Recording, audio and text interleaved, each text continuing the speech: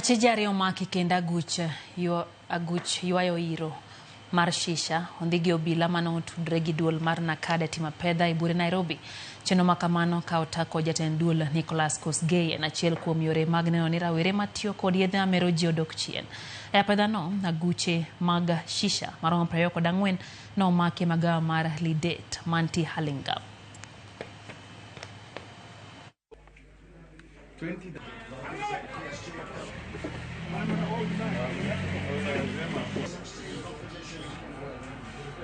We want to ensure that our people or our generation does not continue consuming issues of nicotine products.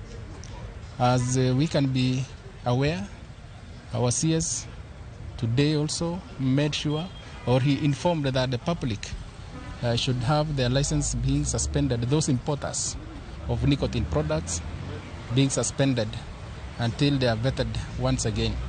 So what we are saying is that we shall continue with the crackdown on issues of Shisha, issues of the tobacco products which are illegal within the nation of Kenya.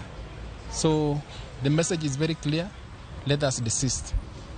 Any public has the authority to report to NACADA, that is 1192, on issues of all issues of NACADA, whether alcohol abuse or issues of drugs.